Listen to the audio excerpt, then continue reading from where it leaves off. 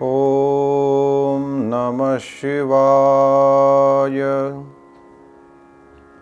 स्वस्ति श्री गणेशाय नमः। श्री सरस्वत्यै नमः। श्री गुरुभ्यो नमः। शम्भो महेश करुणामय शूलपाणे गौरीपते पशुपते पशुपाशनाशिन्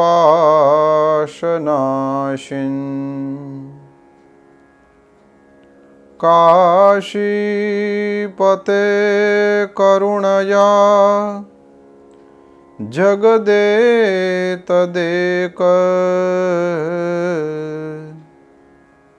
स्त्वं हंसि पासि विदधासि महेश्वरोऽसि।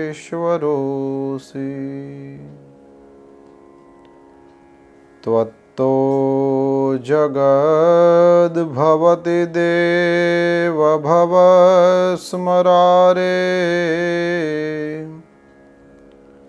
त्वय्येव तिष्ठति जगन्मृडविश्वनाथ।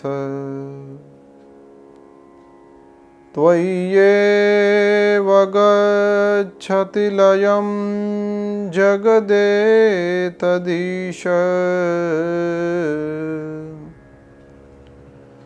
लिङ्गात्मकं हरचराचरविश्वरूपिन्। श्रीचन्द्रमौलीश्वर महादेव की जय। श्री सद्गुरु भगवान की जय। ॐ नमः पार्वती पतये हर हर महादेव हर। सत्सृष्टिताण्डवरचयिता नटराज राज नमो नमः। हे आद्य गुरु शंकर पिता नटराज राज नमो नमः। तव शक्ति वामांगे स्थिता हे चंद्रिका अपराजिता। चहु वेद गावे संहिता नटराज राज नमो नमः। सत्सृष्टि ताण्डवरचयिता नटराज राज नमो नमः। हे आद्य गुरु शंकर पिता नटराज राज नमो नमः। नटराज राज नमो नमः। नटराज राज नमो नमः। आप सभी भगवान महादेव के प्यारे भाई बहनों को, जिनको यह शिव कथा अत्यंत ही प्रिय है और इतने दिनों से अपने कान के द्रोण में, कान के पुटों में भर भर के जो शिव कथामृत का रस पी रहे हैं, ऐसे सभी को प्रेम से जय श्री कृष्णा, जय सिया राम और सभी को शिव स्मरण पूर्वक प्रणाम करता हूँ। हम मिलकर के इस पावन शिव पुराण का श्रावण के इन पवित्र दिनों में, जो भगवान महादेव को ही समर्पित है, इन दिनों में मिलकर के हम सब प्रेम से शिव कथामृत का आनंद ले रहे हैं और धीरे धीरे करके शिव पुराण की कथाओं का दर्शन करते हुए आगे बढ़ रहे हैं। अभी हम शतरुद्र संहिता को परिपूर्ण करके कोटि रुद्र संहिता में प्रवेश करने के लिए आगे बढ़ रहे हैं और उसमें प्रारंभ में भगवान वेदव्यास ने मंगलाचरण किया है।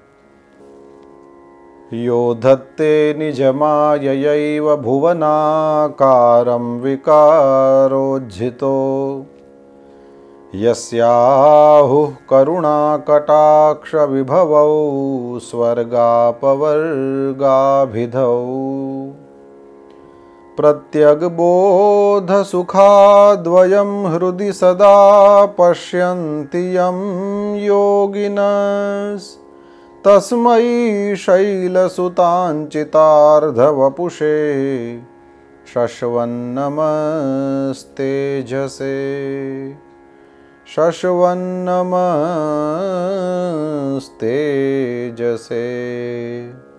शश्वन्नमस्तेजसे।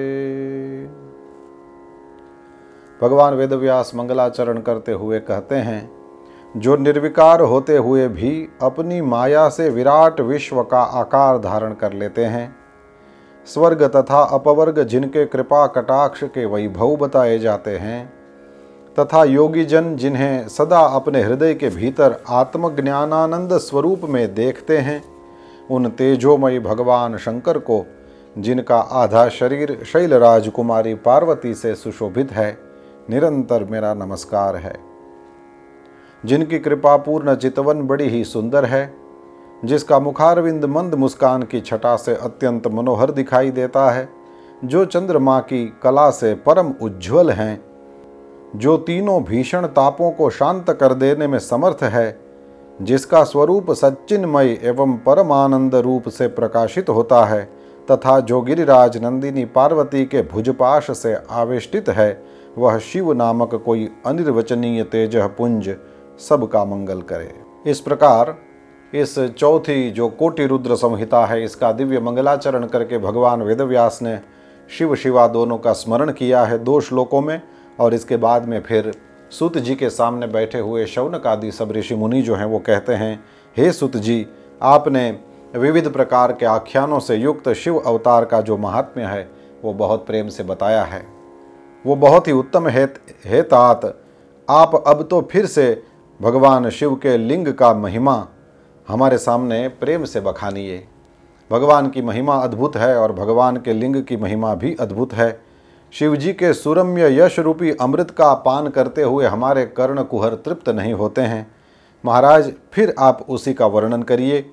हे व्यास शिष्य, भूमंडल में, तीर्थों में आदि में जो जो भी शुभ लिंग हों, उन सब का आप वर्णन करिए। सुत पुराणी ने कहा, हे महर्षियों, संपूर्ण तीर्थ लिंगमय ही हैं। जो कुछ भी हमारे सामने है वह सब कुछ शिवलिंग में ही प्रतिष्ठित है। शिवलिंगों की कोई गणना नहीं कर सकता, लेकिन फिर भी मैं आपके सामने उसका यत्किंचित वर्णन करता हूँ। जो कुछ भी दृश्य है या फिर जिसका वर्णन और स्मरण किया जाता है, वो सब भगवान महादेव का ही स्वरूप है। कोई भी वस्तु ऐसी नहीं है जो भगवान महादेव से भिन्न हो। भक्तों ने जब जब भी भक्तिपूर्वक भगवान महादेव का स्मरण किया, तब तब वे भक्तों का कार्य करने के लिए पधारे हैं। उन्होंने बार बार अवतार लिए हैं और फिर बाद में वह कार्य करने के बाद में वे वहीं पर स्थिर हो गए, स्थित हो गए, और लोगों पर उपकार करने की कामना से उन्होंने अपने आप को अपने जो स्वरूप भूत लिंग है उसकी कल्पना करके वहीं पर स्थिर कर दिया है। और भूमंडल में जितने ऐसे लिंग हैं इसकी कोई गणना नहीं हो सकती। ये कह कर के सुत पुराणी शायद हमको ये कह रहे हैं कि भूमंडल में लिंगों की कल्पना नहीं की जा सकती, और हर बार परमात्मा ने, शिव ने कोई अवतार लिया है और वे कहीं न कहीं लिंग बने हैं और वहीं पर स्थित हो गए हैं, तो लिंगों की गणना नहीं, इसका मतलब उतने शिवावतारों की गणना नहीं हो सकती। और इसका अर्थ ये भी कि भक्तों ने कितनी बार उनको पुकारा है और वे कितनी बार अपने भक्तों को मदद करने के लिए, उनका उद्धार करने के लिए, उनको हर प्रकार की तकलीफ से बचाने के लिए कितनी बार आए हैं, कोई गणना नहीं है उसकी। अब कहते हैं मैं प्रधान प्रधान शिवलिंगों का परिचय देता हूँ।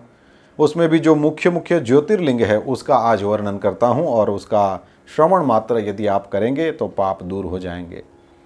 सौराष्ट्र में सोमनाथ, श्रीशैल पर मल्लिकार्जुन, उज्जैनी में महाकाल, ओंकार तीर्थ में परमेश्वर, हिमालय के शिखर पर केदार, डाकिनी में भीमशंकर, वाराणसी में विश्वनाथ, गोदावरी के तट पर त्र्यंबक, चिता भूमि में वैद्यनाथ, दारुकावन में नागेश, सेतुबंध में रामेश्वर तथा शिवालय में घुष्मेश्वर का स्मरण करे।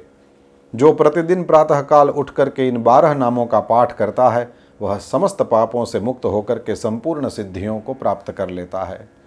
हमारे यहाँ सौराष्ट्रे सोमनाथम च करके 12 ज्योतिर्लिंग स्तोत्र प्रसिद्ध है, और यहाँ पर शिव पुराण में भी इस कोटि रुद्र संहिता के प्रारंभ में ही पहले ही अध्याय में इसको दिया गया है। 3-4 श्लोक हैं, थोड़ा सा उससे भिन्न होने की वजह से आपको सुनना अच्छा लगेगा, इसलिए मैं इन श्लोकों का पाठ कर दूं। सौराष्ट्रे सोमनाथम च श्रीशैले मल्लिकार्जुनम, उज्जयिन्यां महाकालम, ओंकारे परमेश्वरम, केदारम हिमवत्पृष्ठे, डाकिन्यां भीमशंकरम, वाराणस्यां च विश्वेशं, त्र्यंबकं गौतमी तटे, वैद्यनाथं चिता भूमौ, नागेशं दारुकावने, सेतुबंधे च रामेशं, घुष्मेशं च शिवालये। 12 नामानि प्रातरुत्थाय यः पठेत्, सर्वपाप विनिर्मुक्तः सर्वसिद्धिफलं लभेत। इस प्रकार से कोटि रुद्र संहिता के पहले ही अध्याय में 21 से 25 तक के 5 श्लोकों का आपके सामने पाठ किया गया। अब इस पहले ही अध्याय में ये कहा गया कि ज्योतिर्लिंगों के दर्शन और पूजन का जो फल है उसके बारे में तो कौन कहे, भोग मोक्ष जो भी चाहिए हो उससे प्राप्त हो जाता है। अब ध्यान देकर के सुनिए, मैं ज्योतिर्लिंगों के उपलिंग बता रहा हूँ। तो प्रत्येक ज्योतिर्लिंग का कोई उपलिंग भी है। यहाँ कहा गया मही नदी तथा सागर के संगम पर जो अंतकेश नामक लिंग स्थित है वह सोमेश्वर का उपलिंग कहा जाता है। भृगुकच्छ में स्थित परम सुखदायक रुद्रेश्वर नामक लिंग ही मल्लिकार्जुन से प्रकट हुआ उपलिंग कहा गया है। भृगुकच्छ आजकल नर्मदा के तट पर गुजरात में, दक्षिण गुजरात में स्थित भरूच को कहते हैं। वहाँ पर रुद्रेश्वर है, वह मल्लिकार्जुन से प्रकट हुआ उपलिंग है। नर्मदा के ही तट पर महाकाल से प्रकट हुआ जो दुग्धेश्वर नाम से प्रसिद्ध उपलिंग है, जो संपूर्ण पापों का विनाश करने वाला है। ओंकारेश्वर संबंधी उपलिंग कर्दमेश्वर नाम से प्रसिद्ध है और बिंदु सरोवर के तट पर स्थित है, और यह संपूर्ण कामनाओं का फल देने वाला है। यमुना के तट पर केदारेश्वर से उत्पन्न भूतेश्वर नाम का उपलिंग स्थित है, जो दर्शन एवं पूजन करने वालों के लिए महापाप नाशक कहा गया है। सह्य पर्वत पर स्थित भीमेश्वर नामक लिंग भीमशंकर का उपलिंग कहा गया है। वह प्रसिद्ध लिंग महान बल को बढ़ाने वाला है। विश्वेश्वर से उत्पन्न लिंग शरण्येश्वर नाम से प्रसिद्ध हुआ, और त्र्यंबकेश्वर से सिद्धेश्वर लिंग प्रकट हुआ तथा वैद्यनाथ से वैजनाथ नामक लिंग का प्राकट्य हुआ। मल्लिका सरस्वती के तट पर स्थित एक अन्य भूतेश्वर नाम का ही शिवलिंग, यह नागेश्वर से उत्पन्न उपलिंग कहा गया है, जो दर्शन मात्र से पापहारी है। और रामेश्वर से जो प्रकट हुआ वह गुप्तेश्वर, और घुष्मेश्वर से जो प्रकट हुआ वह व्याघ्रेश्वर कहा गया है। इस प्रकार ज्योतिर्लिंगों तथा उनके उपलिंगों का वर्णन किया गया है। ये सब दर्शन मात्र से ही पापों का हरण करने वाले हैं। इसके बाद में सुत जी कहते हैं, हे मुनीश्वरों, गंगा जी के तट पर मुक्तिदायिनी काशीपुरी सुप्रसिद्ध ही है। काशी की इतनी महिमा इसके लिए भी है कि काशी में जो गंगा जी बहती हैं वह उत्तर वाहिनी है, और उत्तर वाहिनी नदी कहीं पर भी प्राप्त होती है तो उसकी महिमा और जगह पर जो प्रवाह हो उससे कई गुना ज़्यादा हमारे यहाँ माना जाता है। काशी में वह प्रवाह उत्तरवाही है, इसी वजह से वहाँ पर हमारे यहाँ खूब महिमा माना गया है। और काशीपुरी को कहते हैं कि वो तो शिवलिंग मयी ही है। ये कहकर के सूत पुराणी ने काशी के जो अविमुक्त कृत्तिवासेश्वर हैं तिल भांडेश्वर हैं, संगमेश्वर हैं, भूतेश्वर हैं, नारीश्वर हैं, वटुकेश्वर हैं, सिद्धनाथेश्वर हैं इत्यादि कई शिवलिंगों का वर्णन किया है। इसके बाद में फिर अत्रीश्वर की कथा का प्रसंग बताया है और उसमें अनसुईया ने गंगा जी को हमेशा वहाँ पर निवास करने के लिए जो प्रार्थना करी थी वह कथा बताया है। जब अनसुईया ने प्रार्थना करी गंगा जी को कि आप हमेशा यहाँ विराजिए, तब गंगा जी ने कहा कि हे अनसुईया, आपने 1 वर्ष तक भगवान महादेव की जो पूजा करी है उसका फल मुझे यदि दे दें तो मैं यहाँ रहूँगी। और ये सुनकर के पतिव्रता अनसुईया ने वो समग्र वर्ष भर का समग्र पुण्य जो था शिव जी की पूजा का वह दे दिया है गंगा जी को। और ये महान कार्य को देख करके तत्काल वहाँ पर शिव जी प्रकट हो जाते हैं और उन्होंने साक्षात दर्शन दिया है। शंभो ने अनसुईया को देख करके कहा कि हे पतिव्रते, आप वरदान मांगिए, आपने जो यह पुण्य दिया है उससे मैं बहुत प्रसन्न हूँ। तो उस समय दोनों ही पति पत्नी अत्रि और अनसुईया भगवान महादेव को प्रकट हुए देख करके अत्यंत विस्मय प्राप्त करते हैं और दोनों ने हाथ जोड़ स्तुति करके नमस्कार किया है और कहा कि आप प्रसन्न हैं और जगदम्बा गंगा भी प्रसन्न हैं, तो फिर आप इसी तपोवन में निवास करिए और समस्त लोगों के लिए सुखदायक बन जाइए। तो भगवान महादेव वहाँ पर अत्रीश्वर के नाम से प्रसिद्ध हुए हैं। इसके बाद में ऋषिका नाम की एक ब्राह्मणी पर भगवान महादेव की कृपा हुई है और एक असुर से उसके धर्म की रक्षा करके उसके आश्रम में भगवान नंदिकेश के रूप में निवास करते हैं और साल में एक बार जब वैशाख शुक्ला सप्तमी हो उस समय गंगा जी वहाँ पर पधारती हैं। वह कथा यहाँ पर बताया है। अब इसके बाद में कपिला नगरी के कालेश्वर, रामेश्वर आदि की महिमा बताते हुए समुद्र तट पर स्थित गोकर्ण क्षेत्र के शिवलिंगों की महिमा बताया है। और इसके बाद में सुत पुराणी ने कहा कि मैंने सद्गुरु के पास से जो कुछ सुना है वह ज्योतिर्लिंगों का जो महात्म्य है उसमें से फिर 12 ज्योतिर्लिंग मुख्य हैं। और सुत जी ने कहा कि हे ब्राह्मणों, मैंने सद्गुरु के पास से जो कुछ सुना है वह ज्योतिर्लिंगों का महात्म्य और उसके प्राकट्य का जो प्रसंग है वह मैं अपनी बुद्धि के अनुसार संक्षेप में आपको सुनाता हूँ। महामना प्रजापति दक्ष ने अपनी 27 कन्याओं का विवाह चंद्रमा के साथ किया था। अब पत्नियां तो 27 उनकी है, लेकिन फिर भी चंद्रमा जो है वह उन सभी पत्नियों में से भी रोहिणी नाम की जो उनकी पत्नी थी वो चंद्रमा को जितनी प्रिय थी उतनी बाकी की 26 नहीं थी। अब उन दूसरी स्त्रियों को बड़ा दुख हुआ। वे सब अपने पिता की शरण में गई और कहा कि हमारे पतिदेव हमको नहीं चाहते हैं, और यदि पतिदेव का ही प्रेम पत्नी को प्राप्त नहीं होता है तो फिर उसके लिए जीवन में क्या बचता है। तो उसको बड़ा खराब लगा और इस वजह से उन्होंने सब ने मिलकर के दक्ष के पास यह चंद्रमा के लिए यह शिकायत रखी है। सुनकर के दक्ष भी दुखी हुए हैं। वे चंद्रमा के पास आए हैं और बड़े प्रेम से कहा, हे कलानिधे, आप तो निर्मल कुल में उत्पन्न हुए हैं। आपके आश्रय में रहने वाली जितनी भी स्त्रियां हैं उन सब के प्रति आपके मन में समान भाव होना चाहिए, न्यूनाधिक भाव नहीं होना चाहिए। अब तक आपने जो किया वो किया, लेकिन अब आगे से आप ध्यान रखिए और विषमतापूर्ण बर्ताव अपनी पत्नियों में आप मत करिए। सुत जी कहते हैं, ये कह करके जवाई जो हैं चंद्रमा उसके पास आकर के स्वयं प्रार्थना करके और दक्ष तो अपने घर चले गए। इसके बाद में भी चंद्रमा ने वो प्रबल भावी ही ऐसा था कि वो विवश हो गया और उसने ये उनके ससुर जी की बात को नहीं माना। वो रोहिणी में इतने ज़्यादा आसक्त हुए कि फिर और दूसरी पत्नियों का कभी आदर ही नहीं करते थे। तो दक्ष फिर दुखी हो गए हैं और फिर आए हैं, चंद्रमा को उत्तम नीति समझाया है और फिर भी वो नहीं माना। ऐसा लगा तो फिर दक्ष ने उसको शाप दे दिया है कि अब आपको क्षय का रोग हो जाएगा, आपकी कलाएं क्षीण होने लगेंगी। और चंद्रमा तो क्षय रोग से ग्रस्त हो गए।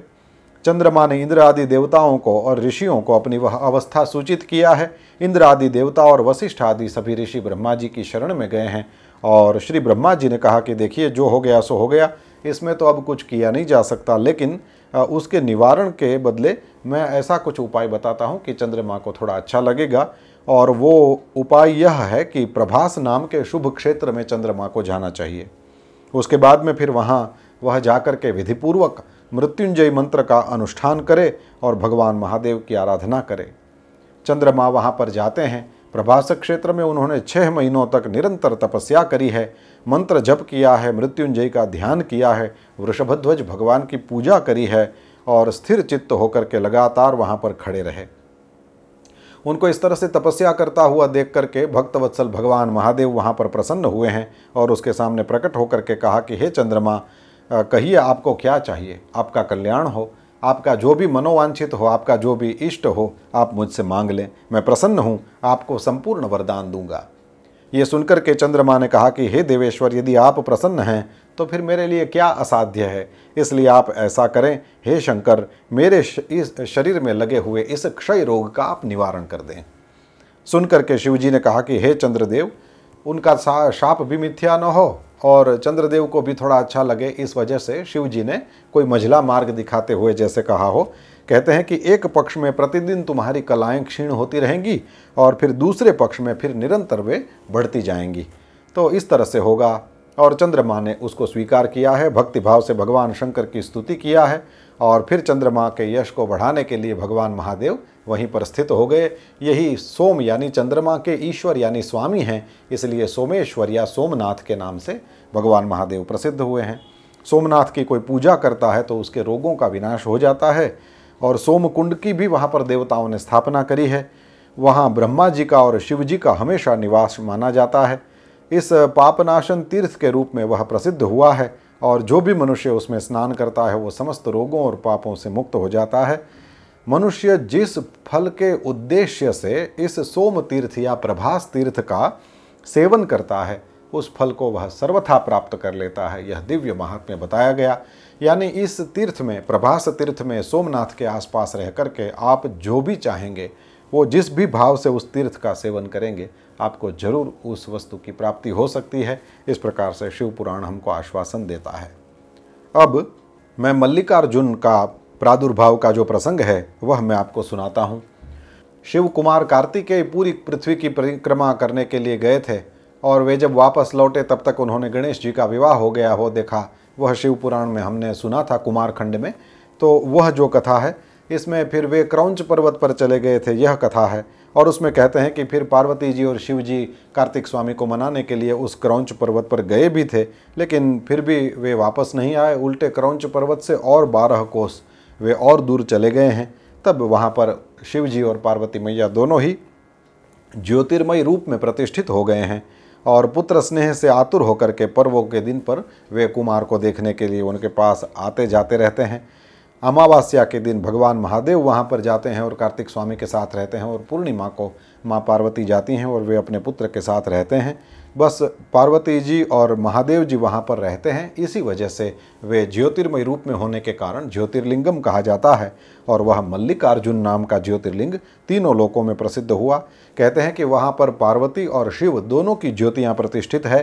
तो मल्लिका का अर्थ पार्वती होता है और अर्जुन का अर्थ शिव, ये इस तरह से किया गया है। उसी दिन से मल्लिका अर्थात पार्वती और अर्जुन अर्थात शिव, इन दोनों का मिलित रूप वह ज्योतिर्लिंग तीनों लोकों में प्रसिद्ध हो गया है। उसके बाद में अवंती यानी उज्जैनी नगरी में विराजमान महाकाल ज्योतिर्लिंग की दिव्य महिमा को सुनाते हुए सुत जी कहते हैं, इस तीसरे ज्योतिर्लिंगम की कथा को सुनिए। यह अवंती नाम की प्रसिद्ध रमणीय नगरी है, समस्त देहधारियों को मोक्ष प्रदान करने वाली है। काशी, कांची, अवंतिका करके 7 जो मोक्षदायिनी पुरियाँ हैं उसमें अवंतिका का नाम आता है। उस पुरी में एक श्रेष्ठ ब्राह्मण रहता था। शुभ कर्म परायण, वेदों के स्वाध्याय में संलग्न, वैदिक कर्मों के अनुष्ठान में सदा तत्पर रहने वाला वह ब्राह्मण देवता नित्य पार्थिव लिंग बना करके उसकी पूजा करता था। उसके शिव पूजा परायण 4 तेजस्वी पुत्र थे, देवप्रिय, प्रिय मेधा, सुकृत और सुव्रत। कहते हैं उसी समय रत्नमाल नाम के पर्वत पर दूषण नाम का एक धर्मद्वेषी असुर, वह ब्रह्मा जी के पास से वरदान प्राप्त करके वेद, धर्म और धर्मात्माओं पर आक्रमण करता रहता था। उसने सेना लेकर के उज्जैनी नगरी पर, ये जो ब्राह्मण सब लोग वहाँ रहते थे, चढ़ाई कर दी। ब्राह्मण बंधु वैसे बिल्कुल भी डरे नहीं, क्योंकि वे शिव विश्वासी थे। और दूसरे जब ब्राह्मण सब डर गए तो उन्होंने उन सबको आश्वासन देते हुए कहा कि भक्तवत्सल भगवान शंकर पर आप सब लोग भरोसा रखें, वे हमारा कुछ भी अकल्याण नहीं होने देंगे। तब तक तो सेना सहित वह दूषण आ जाता है, उन ब्राह्मणों को वो देखता है और कहा, इनको मार दो, बांध लो। वेदप्रिय के पुत्र उन ब्राह्मणों ने उस समय उसकी कही हुई बात को बिल्कुल भी न सुना, न उस पर ध्यान दिया, क्योंकि वे सब भगवान महादेव के ध्यान मार्ग में स्थित थे। उस दुष्टात्मा दैत्य ने जैसे ही उन ब्राह्मणों को मारने की इच्छा करी, उनके द्वारा पूजित पार्थिव शिवलिंग के स्थान में बहुत जोर से एक आवाज़ आई है और एक बहुत बड़ा खड्डा हो गया है और उसमें से, उस विवर से विकट रूपधारी भगवान महादेव प्रकट हो गए हैं, जो महाकाल के नाम से विख्यात हैं। भगवान महादेव जैसे ही प्रकट हुए वे तो दुष्टों के विनाशक हैं, वे सत्पुरुषों के आश्रयदाता हैं। उन्होंने उन दैत्यों को कहा, अरे खल, तुम्हारे जैसे दुष्टों के लिए ही मैं महाकाल प्रकट हुआ हूँ, तुम इन ब्राह्मणों से दूर भाग जाओ। ये कह करके भगवान महाकाल शंकर ने सेना सहित उस दूषण को केवल हुंकार मात्र से ही तत्काल भस्म कर दिया। थोड़ी सेना उनके द्वारा मारी गई और कुछ भाग गई। परमात्मा शिव ने दूषण का वध किया है, और जैसे सूर्य को देख करके अंधकार नष्ट हो जाता है, वैसे ही भगवान शिव को देख करके उसकी सारी समग्र सेना जो है वो अदृश्य हो गई। देवताओं की दुंदुभियाँ बजने लगी हैं, आकाश में पुष्प वृष्टि होने लगी है, और सुप्रसन्न हुए भगवान महादेव ने उन सब ब्राह्मणों को कहा कि वरदान मांगो। तो द्विजों ने कहा, हे महाकाल, हे महादेव, हे दुष्टों को दंड देने वाले प्रभो, हे शंभो, आप हम सबको संसार सागर से मोक्ष प्रदान करिए। आप जन साधारण की रक्षा के हेतु यहीं पर विराजिए। इस प्रकार के वरदान मांगे हैं। मनुष्यों का उद्धार करने वाले ये वरदान सबके लिए मांगे गए, और इस वजह से परमात्मा शिव ने प्रसन्नतापूर्वक कहा है कि बिल्कुल ठीक है, इसी विवर में मैं स्थित हो जाता हूँ। और भगवान महादेव वहीं पर स्थित हो गए हैं। ब्राह्मणों को मोक्ष की प्राप्ति हुई है, और चारों ओर एक एक कोस की भूमि जो है वह लिंग रूपी भगवान महादेव का ही स्थान बन गई है, और शिव भगवान भूतल पर इस तरह से महाकालेश्वर ज्योतिर्लिंगम के रूप में प्रसिद्ध हुए हैं। सुत जी कहते हैं कि हे ब्राह्मणों, भक्तों की रक्षा करने वाले महाकाल नाम के ज्योतिर्लिंग का जो महात्म्य है वह भक्ति भाव को बढ़ाने वाला है। तो इस प्रकार महाकालेश्वर के प्रागट्य की कथा बताया गया, और इसके बाद में फिर ब्राह्मणों के पूछने पर महाकाल का महात्म्य बताते हुए सुत जी कहते हैं कि महाकाल नाम के ज्योतिर्लिंग का जो महात्म्य है वह भक्ति भाव को बढ़ाने वाला है। इसी उज्जैनी में चंद्रसेन नाम के राजा थे। वे शिव के पार्षदों में प्रधान थे, शास्त्रों के तत्वज्ञ थे, शिव भक्त थे, जितेंद्रिय थे। सर्वलोक वंदित मणिभद्र नाम के जो भगवान महादेव के गण हैं, वे इस राजा चंद्रसेन के सखा थे। एक बार वे प्रसन्न हो गए, राजा पर प्रसन्न होकर के उन्होंने चिंतामणि नाम की महामणि राजा को दिया। अब वो ऐसी मणि थी कि उसको देखने से, उसके बारे में सुनने से या केवल ध्यान भी करने से मनुष्य को निश्चय ही वह मंगल प्रदान करती हैं। कौस्तुभ मणि और सूर्य के समान देदीप्यमान वह मणि राजा चंद्रसेन के पास, उसको जब वे कंठ में धारण करके सिंहासन पर बैठते थे तो देवताओं में जैसे सूर्य नारायण आ गए हों उस तरह से वो चमकता था। अब तो उसके पास यह मणि है, तो फिर ये सुनकर के समस्त राजाओं के मन में उस मणि को, चंद्रसेन के साथ लड़ करके उस मणि को वो छीन लेने की भावना आई है। तो लोभ की मात्रा सबकी बढ़ गई, और सब लोग मिल करके चतुरंगिणी सेना के साथ में युद्ध में चंद्रसेन को जीत लेने के लिए तैयार हो गए। सब परस्पर मिल करके एक हो गए और उज्जैनी को उन्होंने घेरा डाला, और चारों ओर से उसको घेर करके फिर वो सब लड़ने के लिए तैयार हो गए। चंद्रसेन तो शिव जी के महाकाल के शरण में ही रहा, और मन को बिल्कुल संदेह रहित कर दिया, और दृढ़ निश्चय के साथ उपवास पूर्वक दिन रात अनन्य भाव से महाकाल की वह आराधना करने लगा।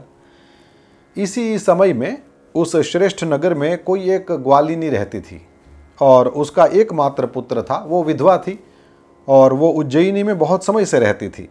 तो उसका अपना छोटा सा 5 साल का बच्चा, और उसको लेकर के वह महाकाल के मंदिर में एक बार जाती है, और उसने राजा चंद्रसेन जो पूजा कर रहे थे उसका दर्शन किया। आदरपूर्वक दर्शन करने के बाद में फिर उस शिव पूजन के आश्चर्यमय उत्सव को देख करके वे सब प्रणाम करने लगे, और इसके बाद में सब प्रणाम कर रहे थे, ग्वालिनी ने भी प्रणाम किया, और फिर वो अपने निवास स्थान को वापस आ गई। ग्वालिन के बालक ने भी वो सारी पूजा देखी। सब लोग जय जयकार कर रहे थे, सब लोग नमस्कार कर रहे थे, बच्चे ने सब कुछ देखा। अब वो देख करके कुतूहलवश उसको भी शिव पूजा करने का मन हुआ, तो वो कहीं से एक सुंदर पत्थर लाया, और अपने शिविर से थोड़े दूर दूसरा शिविर था, वहाँ पर एकांत स्थान में उसने उस पत्थर को रख दिया, और उसी को वह शिवलिंगम मानने लगा। फिर तो भक्तिपूर्वक कृत्रिम गंध, अलंकार, वस्त्र, धूप, दीप, अक्षत आदि, जैसे बच्चे किसी दूसरी चीज़ को देख करके उसकी कुछ न कुछ नकल करने लगते हैं, उस तरह से इसने पूजा की नकल करी, और वही गंध, अलंकार, वस्त्र आदि सब द्रव्य वो लाया, और धूप, दीप, अक्षत आदि प्राप्त करके और अपनी तरह से वो उसने पूजा करी, और मन कल्पित जो भी मन में आया उस तरह से भगवान महादेव को वह नैवेद्य अर्पित करने लगा। और ये तो बार बार पूजा करके वो भगवान महादेव के सामने नाचने लगा। आगे जा कर के कहीं आएगा, लेकिन मुझे अभी याद आ गई तो मैं आपको बता दूं। भगवान महादेव के सामने कोई नाचता है तो भगवान महादेव को बहुत अच्छा लगता है। अभी आगे जा कर के हम रामेश्वरम ज्योतिर्लिंगम का भी महात्म्य देखेंगे। तो ये आपने किसी राम कथा में शायद न सुना हो, लेकिन शिव पुराण में लिखा है कि भगवान महादेव की वो रामेश्वरम ज्योतिर्लिंग की प्रार्थना पूजा करके भगवान राम ने उनके सामने नृत्य किया है। यहाँ पर ये बच्चा नाचने लगा है। इस तरह से आगे जा कर के फिर और कथाएं भी सुनने को मिल सकती हैं। तो भगवान महादेव के सामने, नटराज के सामने कोई नृत्य करता है तो वो उन्हें बहुत पसंद है। तो भगवान महादेव की ही सेवा में नृत्य प्रस्तुत किया जाए तो वे बड़े प्रसन्न होते हैं। एक ये, और दूसरा वो गाल बजाना। भगवान महादेव के मंदिर में कई लोगों को आपने गाल बजाते हुए देखा होगा। वैसे देखते हैं तो लगता है कि पता नहीं ये क्या कर रहे हैं, पागल हो गए हैं। कोई पागल नहीं, शिव पुराण में स्पष्ट लिखा है जो भगवान महादेव के सामने गाल बजाता है भगवान महादेव को बड़ा ही प्रिय होता है। तो आज से ही शुरू करिए, भगवान महादेव के सामने जा कर के थोड़ा ठुमका लगाना और भगवान महादेव के सामने जा कर के गाल बजाना, ये करना चाहिए। शिव पुराण में लिखा है कि भगवान महादेव प्रसन्न होते हैं, तो फिर हमको और किसको पूछना। तो इस तरह से वो बच्चा नाचने लगा। अब एक तो बच्चा तो वैसे ही भगवान को प्रिय होगा, और फिर उसमें ये भक्ति के संस्कार। तो ग्वालिन का वो बच्चा, छोटा सा ग्वाला, और उसने तो इस तरह से भगवान महादेव की पूजा करी, नाचने लगा है। उस समय ग्वालिनी भगवान शिव में आसक्त चित्त हुए अपने उस पुत्र को बड़े प्रेम से वो भोजन के लिए बुलाती है कि बेटा भोजन कर लो। तो इसका मन तो भगवान महादेव की पूजा में लगा था।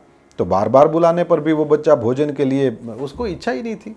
तो फिर माँ उसको बुलाने के लिए आई है और भगवान महादेव के पास आंखें बंद करके और ध्यान लगा करके उस बच्चे को बैठा हुआ है। उसको देख करके माँ ने एक दो बार प्रेम से कहा, और फिर धीरे धीरे फिर थोड़ी ज़बरदस्ती भी शुरू हुई। वो हाथ पकड़ के खींचने लगी घर को ले जाने के लिए।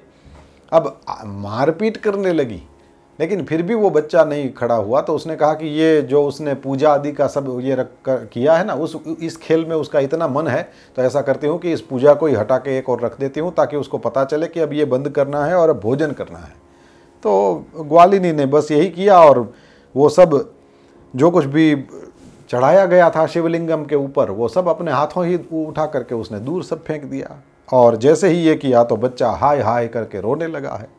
और ग्वालिनी तो बहुत उसको डरा धमका करके, और फिर वो उसको पता चल गया अब ये आने वाला नहीं है, क्योंकि ये सब करने के बाद में भी नहीं आया तो अब क्या करें।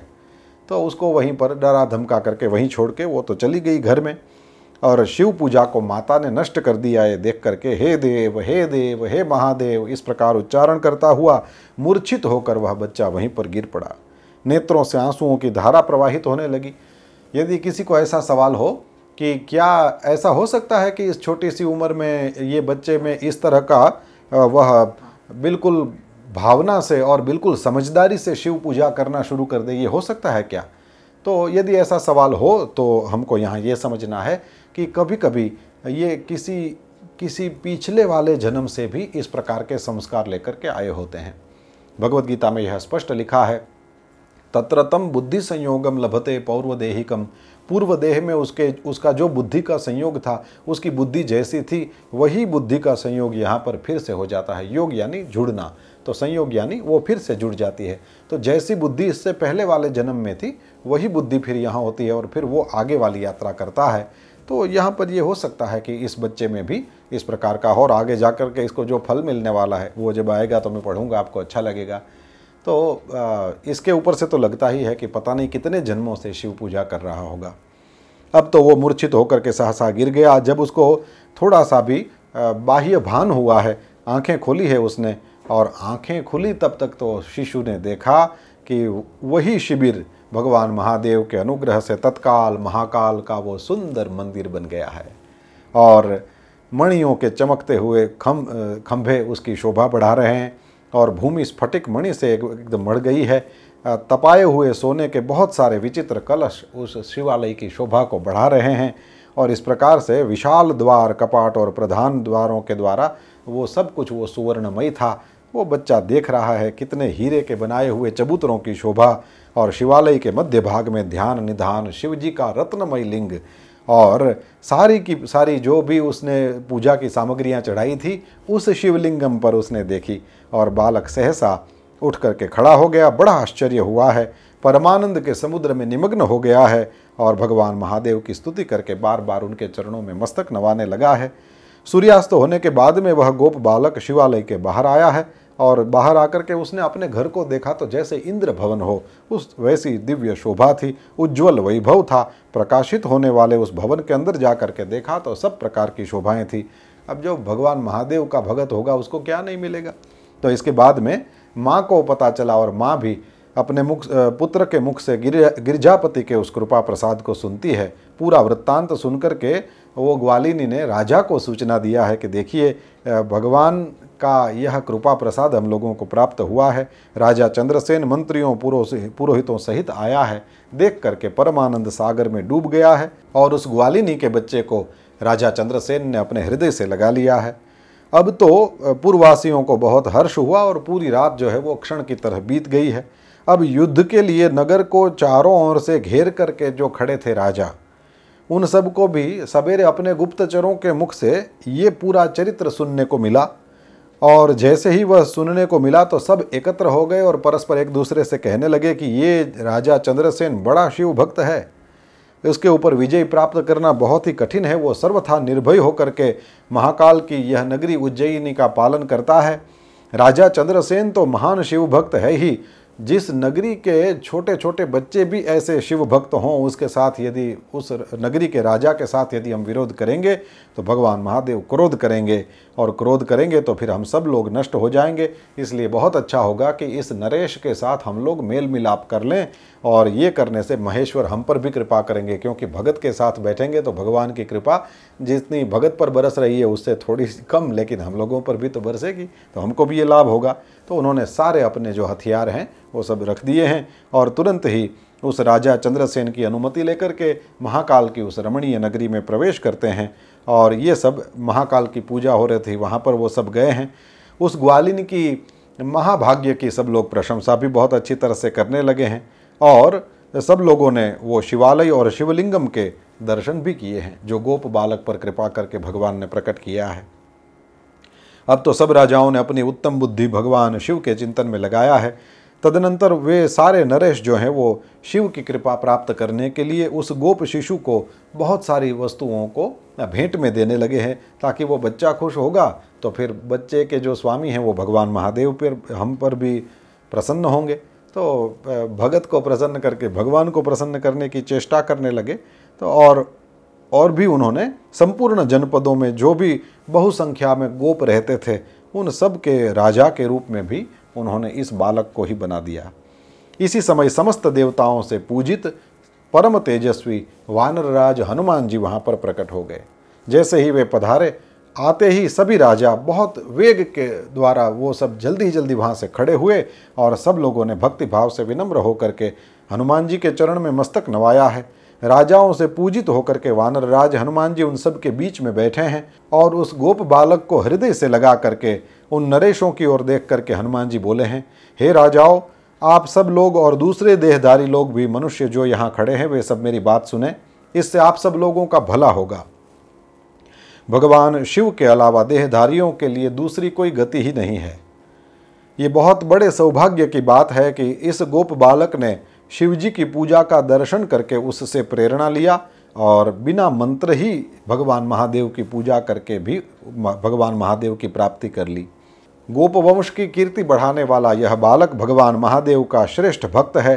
यह लोक में संपूर्ण भोगों का उपभोग करेगा और अंत में उसका मोक्ष होगा।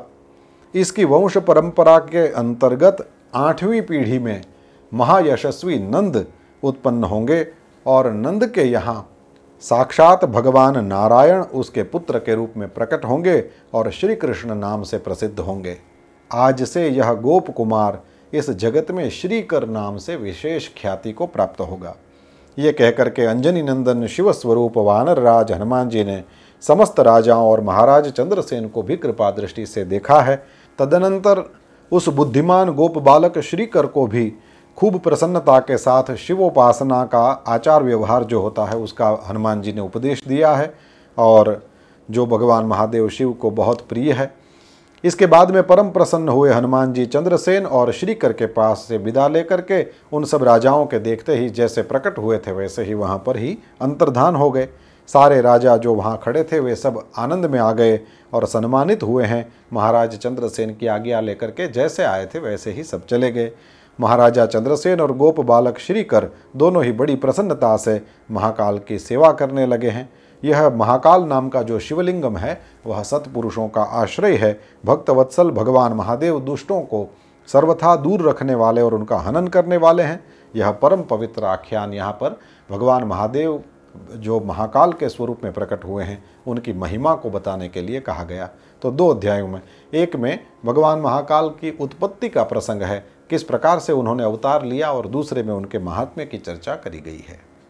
अब ऋषियों ने कहा है कि आपने महाकाल नाम के ज्योतिर्लिंग की बहुत अच्छी कथा सुनाया, और अब आप चौथे शिवलिंगम का परिचय दीजिए जो ओंकार तीर्थ में सर्वपातकहारी परमेश्वर नाम का ज्योतिर्लिंग है, उसकी कथा सुनना चाहते हैं।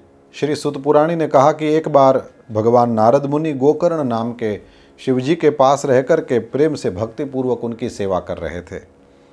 थोड़े समय बाद वहाँ पर गिरिराज विंध्य वहाँ पर आया है और विंध्य ने बड़े आदर के साथ पूजा करी है नारद जी की, लेकिन फिर भी थोड़ा मन में ये था कि मेरे पास सब कुछ है, मुझे किसी बात की कोई कमी नहीं है इत्यादि। तो ऐसा मन में भाव रख कर के विंध्याचल नारद जी के सामने खड़ा रहा है और नारद जी ने उसके मन के भाव को ताड़ करके ये कहा कि ऐसा है कि कमी तो है। तो विंध्य ने पूछा कि महाराज आप ऐसे क्यों कह रहे हैं, क्या कमी है? तो कहा कि भैया ऐसा है कि वैसे तो आपके पास सब कुछ है, लेकिन सुमेरु जो पर्वत है वो आपसे बहुत ऊंचा है, उसके शिखरों पर तो देवता लोग रहते हैं, आपका ऐसा नहीं है। तो विंध्य पर्वत ने ये सब सुना तो उसको थोड़ा ईर्ष्या का भाव आया है। वह तो भगवान विश्वनाथ के पास गया है और जहाँ पर ये ओंकारेश्वर शिवलिंगम है वहाँ पर जाकर के उसने तपस्या करी है। 6 मास तक उसने निरंतर भगवान शंभु की तपस्या करी। भगवान महादेव प्रसन्न हुए हैं और कहा कि वरदान मांगो। विंध्य ने कहा कि महाराज मुझे जो कार्य सिद्ध करना है उसके लिए अभीष्ट बुद्धि की ज़रूरत है और वह आपकी कृपा से प्राप्त होगी। भगवान महादेव ने वैसे समझ गए थे कि ये होड़ में लगा है, ये स्पर्धा करना चाहता है, लेकिन फिर भी कहा कि जो होना सो होगा सो होगा। तो ठीक है, ये कह करके तुमने जो चाहा है वो तुम करो, ये कह करके भगवान महादेव ने उसको वरदान दे दिया है। और इसके बाद में निर्मल अंतःकरण वाले ऋषि और देवता लोग वहाँ आए हैं। भगवान महादेव प्रकट हुए तो फिर कहा कि महादेव आप कृपा करके यहीं पर ठहर जाइए। और भगवान महादेव ये सुन करके परमेश्वर शिव प्रसन्न हो गए हैं और उन्होंने कहा कि विंध्य का तो जो हुआ सो हुआ, लेकिन लोगों को सुख की प्राप्ति होगी। और उस वजह से आनंद से सहर्ष भगवान महादेव ने वही किया और वहाँ पर जो ओंकार लिंग था वही 2 स्वरूपों में विभक्त हो गया।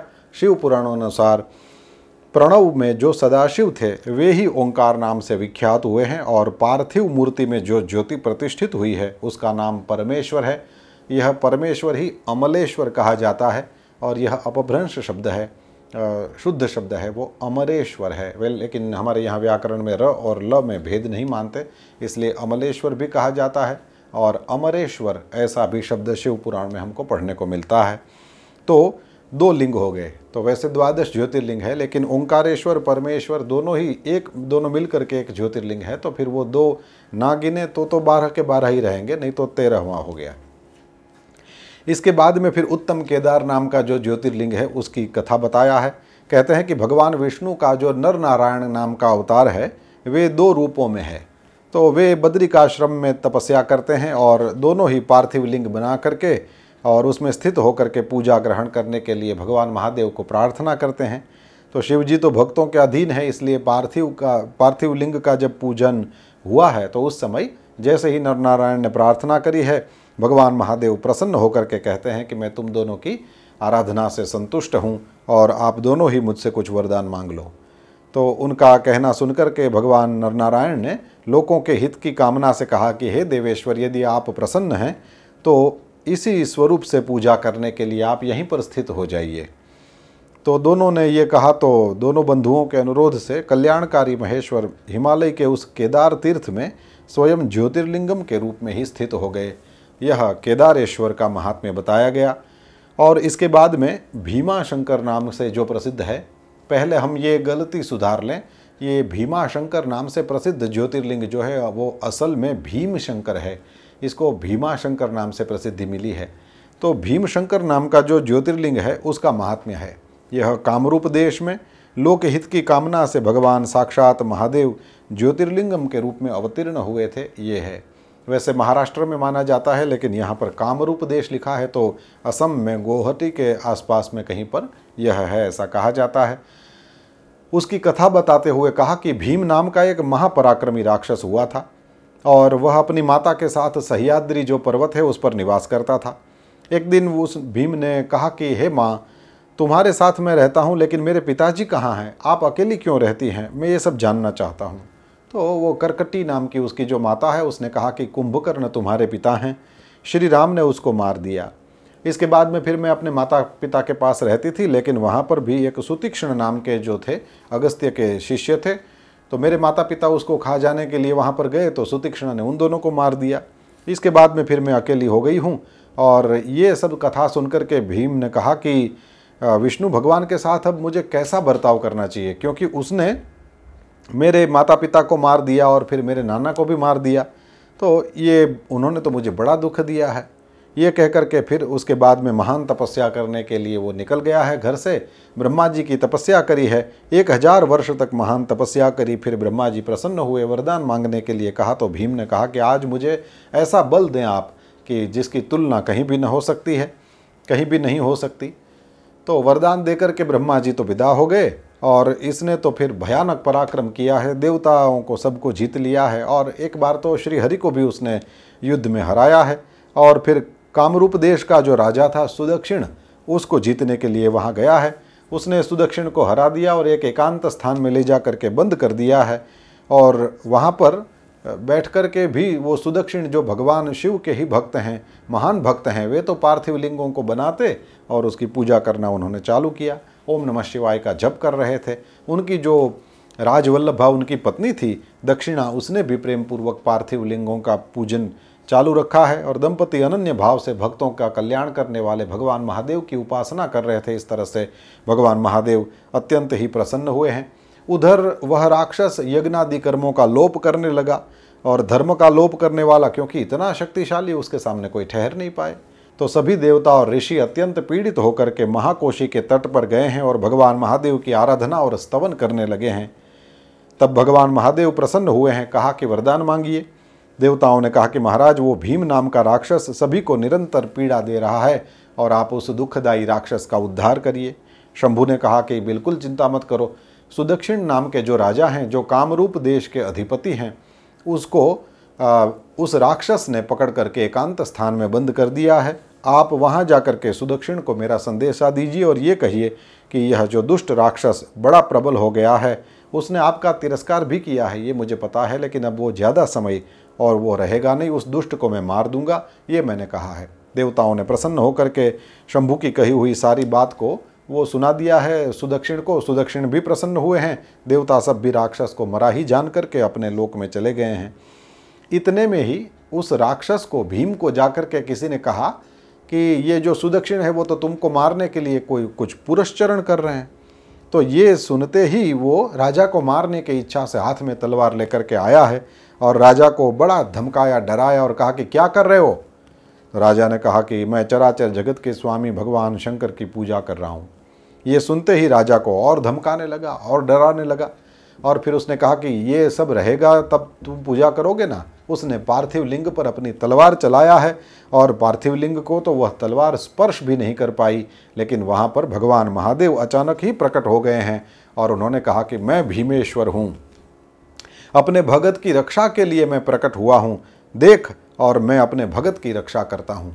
तो भगवान महादेव ने फिर जैसे ही वो पिनाक अपना जो धनुष्य है उस पर बाण रख करके चलाया है, उसकी तलवार के 2 टुकड़े कर दिए। राक्षस ने फिर त्रिशूल उठाया है, भगवान महादेव ने उस त्रिशूल के भी सैकड़ों टुकड़े कर दिए और फिर भगवान महादेव के साथ उसका घोर युद्ध हुआ है।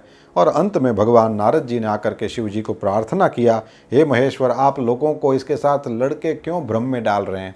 हे नाथ, आप क्षमा करें, क्षमा करें। ये जैसे छोटा सा घास का टुकड़ा हो, उसको काटने के लिए थोड़ी कुल्हाड़ी चाहिए होती है। तो उस नारद जी ने प्रार्थना करी तो तुरंत ही शिव जी समझ गए हैं। मुस्कुराते हुए उन्होंने जैसे ही हुंकार किया है और वो हुंकार मात्र से ही समस्त राक्षस जो थे वो भस्म हो गए हैं। उसके बाद में फिर देवता और विशेषतः मुनियों ने आकर के भगवान महादेव को प्रार्थना करी है कि आपने ये भक्तराज सुदक्षिण को बचाया और इस भीम को मारा, आपने बहुत अच्छा काम किया। हे शिव जी, अब आप यहीं पर सुखपूर्वक निवास करें और लोगों को भी आप सुख देते रहें और आप भीम शंकर के नाम से प्रसिद्ध होंगे, तो सबके संपूर्ण मनोरथों की आप सिद्धि करेंगे और यह ज्योतिर्लिंग है वह हमेशा पूजनीय रहेगा, समस्त आपत्तियों का निवारण करता रहेगा। सुन करके भगवान महादेव भक्तवत्सल वैसे तो परम स्वतंत्र हैं, लेकिन भक्ति के वश में हो जाते हैं और परमात्मा शिव वहीं पर निवास करने लगे। ये भीम शंकर ज्योतिर्लिंग जो है उसकी महिमा बताया गया है। इसके बाद में विश्वेश्वर ज्योतिर्लिंग की महिमा शिव पुराण में बार बार जो विश्वनाथ हैं, काशी विश्वनाथ कहते हैं हम, तो बार बार विश्वेश्वर ज्योतिर्लिंगम के रूप में यहाँ पर उसका वर्णन आता है। कैवल्य भाव में खेलने वाले और अद्वितीय परमात्मा को कभी मन हुआ है कि मैं एक हूँ दो हो जाऊँ, सद्वितीय मैच्छत, जैसे बृहदारण्यक उपनिषद कहता है, उस तरह से उनके मन में ऐसी इच्छा जागृत हुई कि मैं एक हूँ दो हो जाऊँ। तो वे ही परमात्मा सगुण रूप में प्रकट होकर के फिर शिव शिव कहलाने लगे। वे शिव ही पुरुष और स्त्री दो रूप में विभक्त हो गए। उसमें जो पुरुष था उसको शिव कहने लगे और जो स्त्री थी उसको शक्ति कहते हैं। अब शिव और शक्ति ने स्वयं तो अदृष्ट रह करके स्वभाव से ही दो चेतन यानी एक प्रकृति और एक पुरुष इसकी सृष्टि करी। इसके बाद में फिर निर्गुण परमात्मा ने आकाश से आकाशवाणी करते हुए कहा कि आप दोनों को तपस्या करनी चाहिए और आप दोनों ही मिलकर के उत्तम सृष्टि का विस्तार करें। प्रकृति पुरुष दोनों ने कहा कि बिल्कुल करेंगे, लेकिन हे शिव तपस्या के लिए स्थान कहाँ है। अब तो निर्गुण शिव ने कहा कि ठीक है, और उन्होंने 5 कोस लंबे और चौड़े नगर का निर्माण किया है। उस पुरुष और जो श्रीहरि थे उन्होंने उस नगर में स्थित रह करके सृष्टि की कामना से फिर शिव जी का ध्यान करते हुए बहुत वर्षों तक, भगवान महादेव की आज्ञा थी तो पहले तपस्या करी है, और उस समय परिश्रम के कारण उनके शरीर में से श्वेत जल की अनेक धाराएं प्रकट होने लगी। भगवान विष्णु मन में विचार करने लगे कि ये कैसी अद्भुत वस्तु है। तो तब तक उनका मस्तक हिला और उनके कान से एक मणि वहाँ पर गिर गई। तो वो मणि जहाँ गिरी उसी को मणिकर्णिका कहते हैं। यह स्थान काशी में बहुत ही प्रसिद्ध है, जहाँ महाश्मशान है और उस श्मशान की जो कहते हैं चिता की आग है वो कभी भी बुझती नहीं है। तो एक के बाद एक वहाँ पर शव बार बार आते ही रहते हैं और जलाए जाते हैं। ये मणिकर्णिका घाट जो बड़ा प्रसिद्ध है, यह तीर्थ हो गया। तो वो भगवान के कान से मणि गिरी है, तो मणि और कर्णिका, कर्ण कहते हैं कान को, ये है। अब तो जब वो पूर्वोक्त जलराशि थी, रहने को कोई स्थान नहीं था, उसमें ये पंचकोशी है वो भी डूबने लगी। तो उस समय जो निर्गुण शिव हैं उन्होंने तुरंत ही वो त्रिशूल के द्वारा उसको धारण कर लिया है, और इसके बाद में फिर भगवान विष्णु ने वहाँ पर अपनी पत्नी जो प्रकृति है उसके साथ शयन किया है। इसके बाद में फिर भगवान शिव ने एक बार विचार किया कि ये जो ब्रह्मांड के अंदर कर्मपाश से बंधे हुए जीव हैं, तो फिर यदि उन पर मैं कृपा न करूं तो उनकी मुक्ति कैसे हो। तो मुक्तिदायिनी जो ये पंचकोशी है उसको उन्होंने इस जगत में छोड़ दिया। तो काशी जो है वह पृथ्वी का टुकड़ा नहीं है, यह तो ऊपर से आया हुआ है, भगवान महादेव का कृपा प्रसाद है। इसलिए वहाँ पर जो जाते हैं वो पृथ्वी पर नहीं हैं, और उस तरह से उनको रहना चाहिए और वहाँ पर मोक्ष की प्राप्ति होती है। यहाँ पर स्वयं परमात्मा ने अविमुक्त लिंग की स्थापना करी है और कहा है कि हे मेरे अंशभूत हरे, आपको इस क्षेत्र का त्याग नहीं करना चाहिए। ये कह करके भगवान हर ने वो त्रिशूल से अपनी जो ये पंचकोशी थी या काशी है जो उसको भूतल में स्थित कर दिया है। कहते हैं कि कर्मों का कर्षण कर लेती है, चाहे सत्कर्म चाहे दुष्कर्म हो, जो कुछ भी किया हो उसको खींच लेती है और विलीन कर देती है, इसलिए इसको काशी कहा जाता है। काशी में अविमुक्तेश्वर शिवलिंगम जो है वो हमेशा विराजमान रहता है। और अन्य दूसरे जो मोक्षदायक धाम हैं उसमें दूसरे प्रकार की मुक्तियाँ तो प्राप्त होती हैं, जैसे सारूप्य हो गया और सालोक्य हो गया, सार्ष्टि हो गया, ये दूसरी मुक्तियाँ तो प्राप्त होती हैं। लेकिन सायुज्य मुक्ति, इसका अर्थ है कि भगवान में मिल जाना, ये मुक्ति तो केवल काशी में ही उपलब्ध होती है, ऐसा शिव पुराण कहता है। यहाँ पर समस्त अमरगण भी मरण की इच्छा करते हैं। अब तो कैलाशपति जो भगवान महादेव हैं उन्होंने निर्गुण शिव को इस प्रकार के कहा कि हे महादेव, आपको लोकहित की कामना से यहीं रहना चाहिए।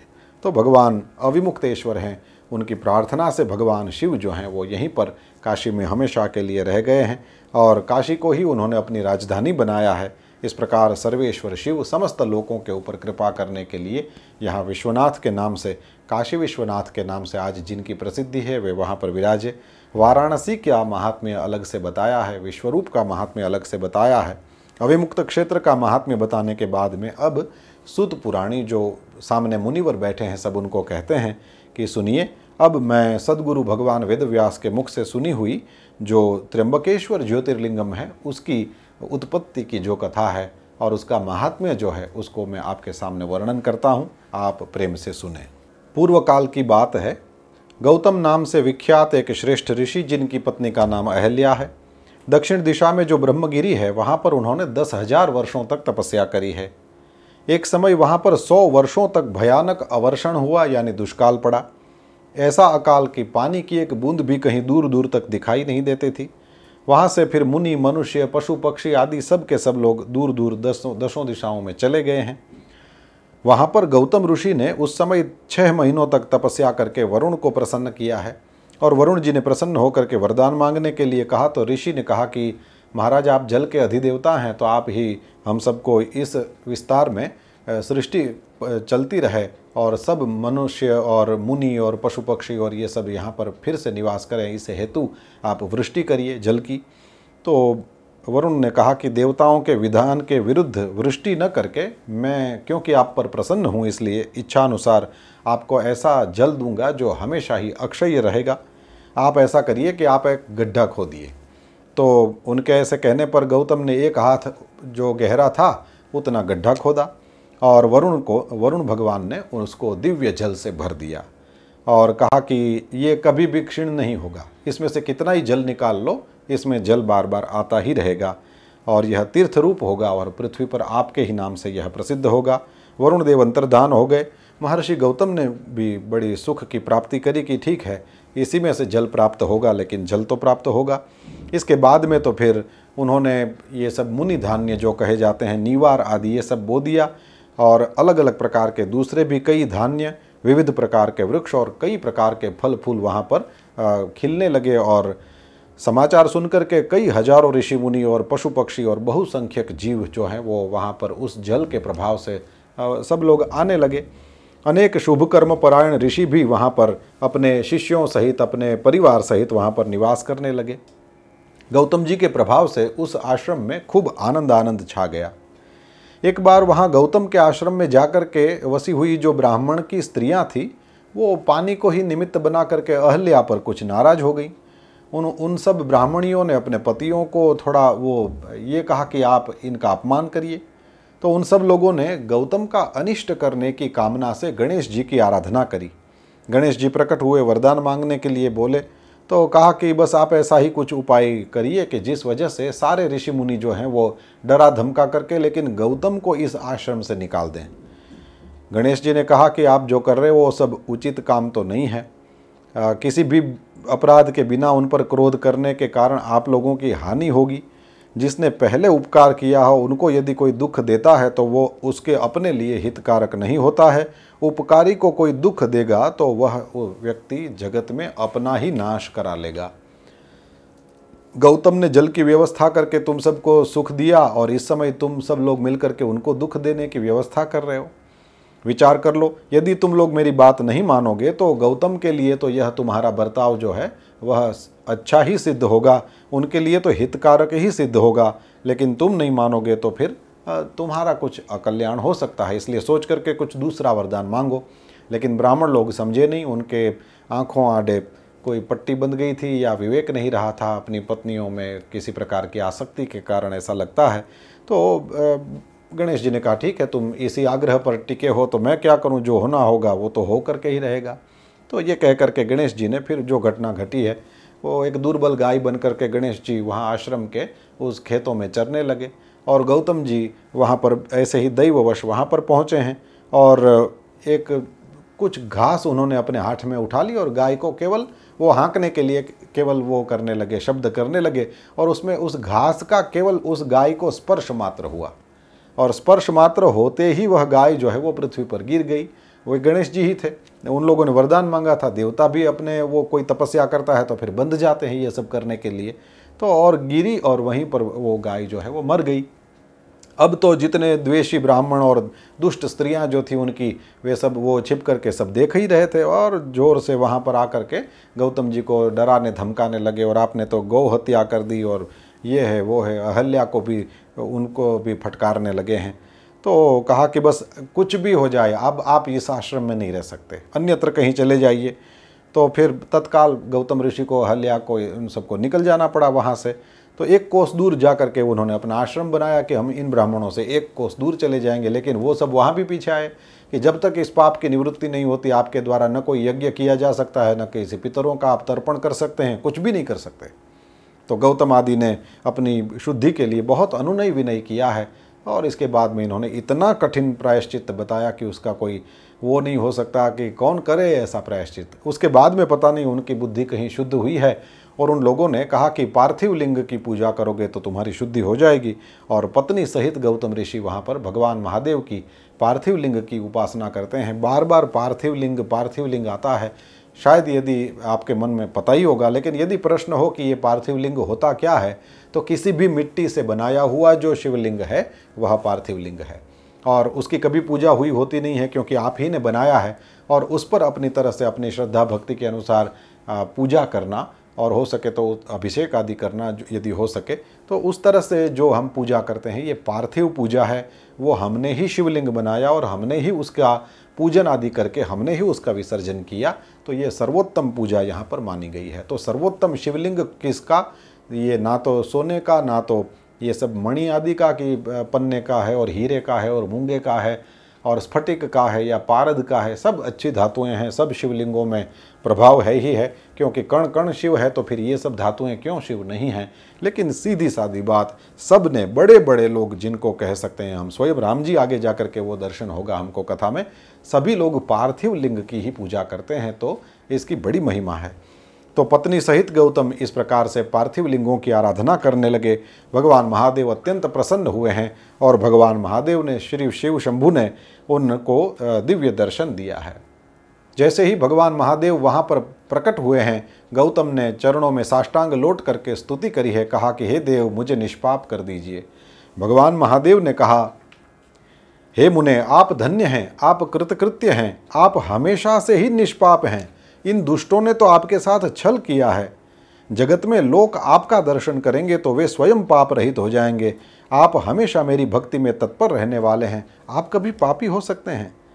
ये जो दुरात्मा हैं, उन सब ने आपके ऊपर अत्याचार किया है, वे ही सब दुराचारी हैं, हत्यारे हैं, और उनके दर्शन से दूसरे लोग तो पापिष्ट हो जाएंगे। ये कह करके भगवान महादेव ने इस प्रकार से गौतम की महिमा को बढ़ाया है। लेकिन गौतम ने कहा कि महाराज, ऐसा है कि इन ऋषियों ने असल में कोई दुराचार या पाप नहीं किया, उन सब ने तो मुझ पर बहुत बड़ा उपकार किया है। यदि उन्होंने ऐसा बर्ताव नहीं किया होता तो मैं ये पार्थिव पूजा नहीं करता और मुझे आपका इस प्रकार से दर्शन प्राप्त नहीं होता। तो जो हुआ है वो सब मेरे लिए तो कल्याणकारी ही हुआ है। तो गौतम की बात को सुनकर महेश्वर बड़े प्रसन्न हुए और कहा कि अब आप मुझसे कुछ वरदान मांग लें।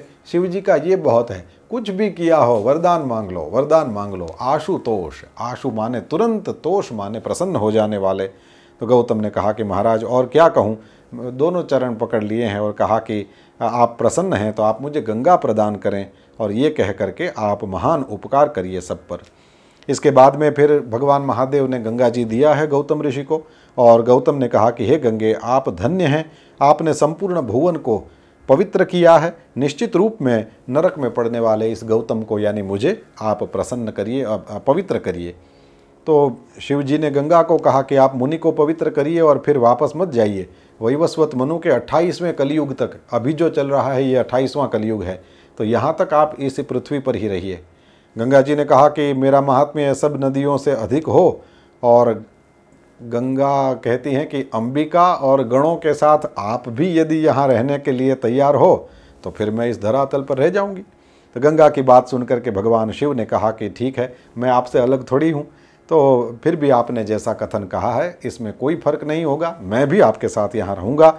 अपने स्वामी परमेश्वर शिव की इस बात को सुनकर के गंगा मन में बड़ी प्रसन्न हुई हैं, बड़ी प्रशंसा करने लगी हैं। और उस समय देवता, प्राचीन ऋषि, अनेक उत्तम तीर्थ और विविध प्रकार के क्षेत्र वहाँ पर आ गए हैं। सब ने बड़े प्रेम से जय जयकार किया है। तो गौतम गंगा गिरिशाई शिव का सब ने पूजन किया है, देवताओं ने मस्तक नवाया है, सबकी प्रसन्नता पूर्वक स्तुति करी है। अब तो सब देवताओं को भी गंगा जी ने कहा कि आप लोग कहाँ जा रहे हो, आप लोग भी यहीं ठहर जाओ। जब शिव जी यहाँ हैं, अंबिका देवी यहाँ हैं, गौतम जैसे पवित्र ऋषि यहाँ हैं, मैं यहाँ हूँ, फिर और आपको क्या चाहिए। तो देवताओं ने कहा कि बिल्कुल देवी, आपने जैसे कहा वैसा ही होगा। जब बृहस्पति सिंह राशि पर आएंगे और उस समय कुंभ लगेगा, तो उस समय हम सभी देवता यहाँ पर आएंगे। आपका विशेष महिमा उस समय प्रकट होगा, उसका हम स्वीकार करते हैं। तो वहाँ पर गंगा जी गौतम ऋषि के लिए आई हैं, इसलिए गंगा जी को ही गौतमी कहा गया है। तो जो नासिक में गोदावरी नदी है और क्षेत्रों में भी है, तो ये जो गोदावरी नदी बहती है, गोदावरी ही गंगा है, गंगा जी का ही जल बहता है उसमें, और गोदावरी ही गौतमी है, गौतमी गंगा कही जाती है। वहाँ पर जो भगवान महादेव विराजमान हुए हैं वे ही त्र्यंबक हैं। अम्बक का अर्थ आँख होता है, और तीन आँख वाले देवता जो हैं वे त्रिनेत्रधारी भगवान महादेव हैं। शिव जी के पास तो बहुत सारा है ना, त्रिनेत्र है, फिर त्रिपुंड्र है, और त्रिशूल है, और सत्व रज और तम 3 गुणों से अतीत हैं, तो त्रिगुणातीत हैं। ऐसा भगवान महादेव के पास बहुत सारा ऐसा कुछ है जो 3 है। तो भगवान महादेव वहाँ पर त्र्यंबक नाम से प्रसिद्ध हुए हैं। और फिर कहा गया कि यह त्र्यंबक जो है वह गौतमी के तट पर स्थित है, बड़े बड़े पापों का विनाश कर देता है। जो भक्ति भाव से इस त्र्यंबक ज्योतिर्लिंग का दर्शन, पूजन, स्तवन और वंदन करता है वह समस्त पापों से विमुक्त हो जाता है। गौतम द्वारा पूजित त्र्यंबक नाम का यह ज्योतिर्लिंग इस लोक में समस्त मनोवांछित को देने वाला है। अब सुत पुराणी सुनाते हैं कि अब मैं वैद्यनाथेश्वर ज्योतिर्लिंग का जो पापापहारी महात्म्य है और उसकी प्राकट्य की जो कथा है उसको सुनाता हूँ। रावण जो बड़ा अभिमानी और अपने अहंकार को प्रकट करने वाला था, वो उत्तम पर्वत जो कैलाश है वहाँ पर भक्ति भाव से भगवान महादेव की आराधना करता था। महादेव जी बड़ी वो प्रार्थना, उसने स्तुति और आराधना करी, लेकिन प्रसन्न नहीं हुए। तो शिव जी की प्रसन्नता के लिए वो फिर से तपस्या करने लगा। और हिमालय पर्वत के दक्षिण भाग में वो वृक्षों से भरा हुआ एक वन था, और वहाँ पर उसने पृथ्वी पर एक बहुत बड़ा खड्डा करके उसमें अग्नि की स्थापना करी, और उसके पास ही भगवान महादेव को स्थापित करके उसने हवन का प्रारंभ किया। ग्रीष्म ऋतु में पंचाग्नि तापता था, वर्षा ऋतु में मैदानों पर, खुले मैदानों में वो सो जाता था, और जब जाड़े की ऋतु हो तो उस समय वो जल में आकंठ मग्न होकर के खड़ा रह जाता था। आदि आदि प्रकार से उसकी जो कठिन तपस्या है वह चल रही थी। इस तरह से रावण ने बड़ी तपस्या करी, लेकिन भगवान महादेव प्रसन्न नहीं हुए। तो फिर महामनस्वी उस दैत्यराज ने अपना मस्तक काट करके शिव जी की पूजा करना प्रारंभ किया है, और वो अपना एक मस्तक काटता और भगवान महादेव को समर्पित कर देता। क्रमशः उसने इस प्रकार अपने 9 मस्तक काट दिए। 10 मस्तक थे उसके, तो 9 मस्तक काट दिए, और एक ही मस्तक जब बाकी रहा तब भक्तवत्सल भगवान महादेव संतुष्ट और प्रसन्न हो गए। उसके सामने प्रकट हुए हैं और कहा कि हे देवेश्वर, आप प्रसन्न हो जाइए, मैं आपको अपनी लंका में ले जाना चाहता हूँ, आप मेरे इस मनोरथ को सफल करिए। भगवान महादेव ने जैसे ही ये सुना तो वे अन्य मनस्क हो गए, उदास हो गए, खिन्न हो गए, उनको पता नहीं, अच्छा नहीं लगा था वहाँ जाना।